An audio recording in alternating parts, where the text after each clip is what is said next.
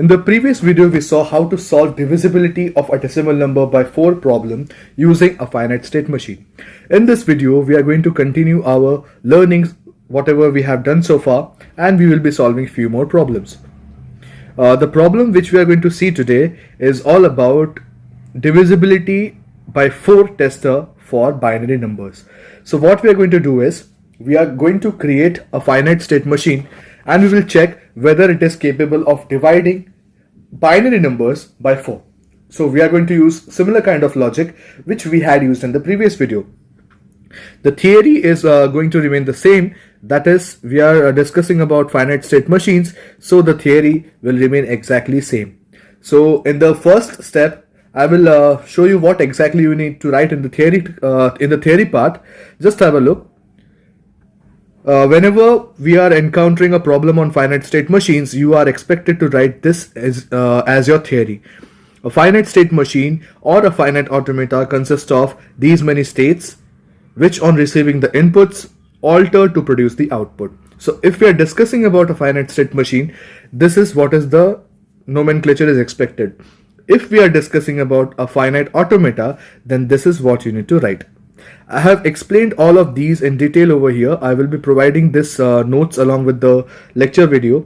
So kindly go through these notes or the study materials along with the video, and it will make things clear for you. Okay, so this is what is expected in the first step, that is theory, followed by step number 2, which is all about logic. So the logic is where the actual question begins. The entire question differs from this step. So we know that we need to design a divisibility by 4 tester for a binary number. So we need to have inputs in the form of binary numbers only, that is 0 and 1. Similarly, output would be either yes or no. And the states, as we know, if we are dividing a number by 4, then the states would be with remainder 0, with remainder 1, with remainder 2 and remainder 3 along with the initial state QS. So these are the states. So this is all about your step number 2. Step number 3 is where the implementation or the transition table begins. So step number 3 is all about implementation, where we are going to create the table. I have filled few values for you and I will be explaining how I got them.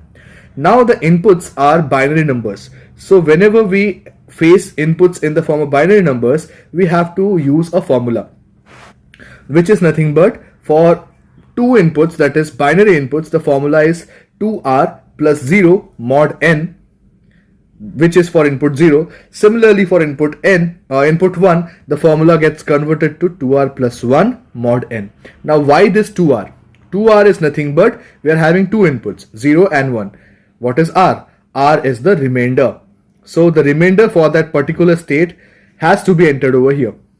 Okay, and what is n? N is nothing but the number with which you are dividing, which is 4 in this case. Clear?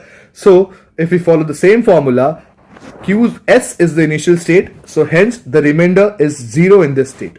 So if I put the value of 0 over here, it becomes 2 into 0 plus 0, that is 0. 0 mod 4 will be 0 only, hence Q0.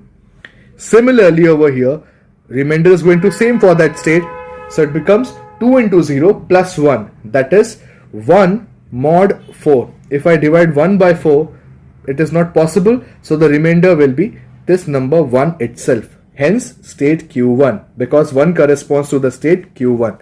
Similarly, the same thing will happen in this state Q0 also, because it is also having a remainder 0. Q1 is a state with remainder 1, Q2 is a state with remainder 2, and Q3 is a state with remainder 3. So if I simply put these values over here, it becomes 2 into 1, that is for Q1, it becomes 2 into 1 plus 0, that is 2 plus 0 mod 4, that is 2 mod 4, it is nothing but Q2. Similarly, the next input will be, for input 1, it will get converted into 2r plus 1, that is 2 ones are 2 plus 1, which in short is 3 mod 4, that is nothing but 3 only, hence state Q3. So let's complete this table. It is, now we are discussing Q2 state. So already the remainder r value is equal to 2 over here. So it becomes 2 2s are 4 plus 0. 4 mod 4 is nothing but 0, which corresponds to Q0.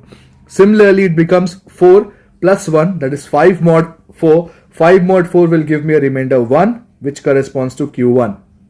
With the similar logic, now over here in Q3, the remainder is 3. So it becomes 2 3s are 6. 6 plus 0 is 6 only. 6 mod 4 will be 2, that is remainder Q2. And over here it will be 7 mod 4, that is 3, which corresponds to Q3. And hence the table is now complete. So this is your step number 3. I hope this is clear to you.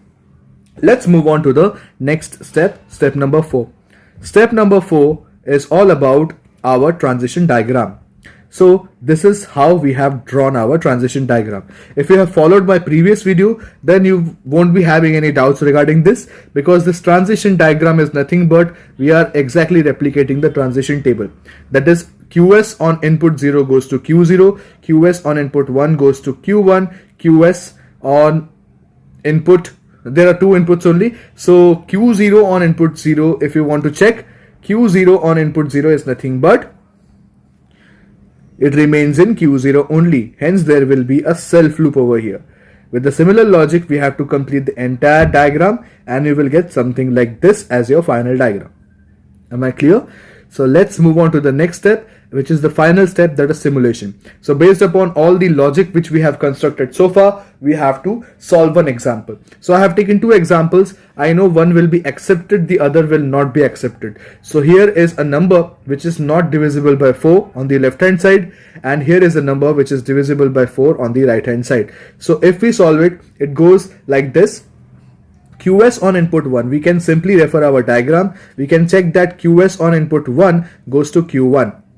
So the transition goes to Q1 over here, and we have to write whatever input is left. Similarly, Q1 on input 0, if you want to check this diagram, Q1 on input 0 goes to Q2. That is what I have written over here. So the transition moves to Q2, and whatever input is left we have to write. So in the same fashion, we have to complete the entire simulation, and at the end we will get something like this. So at the end we came to know that Q2 is the last state where the machine is present right now and all the inputs have been read out.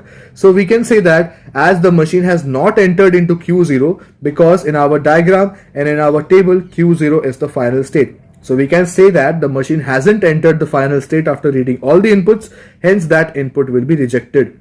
Similarly, on the right hand side we can see that whatever the string was, the machine has entered into Q0 after reading all the inputs, hence that particular string is accepted. So this is all about this question, which is divisibility of a binary number by 4. In the same fashion, you may encounter questions based on divisibility of ternary numbers, divisibility of binary numbers by 3, etc, etc. So in the next lecture we are going to see what is the divisibility of a ternary number by 5. So stay tuned.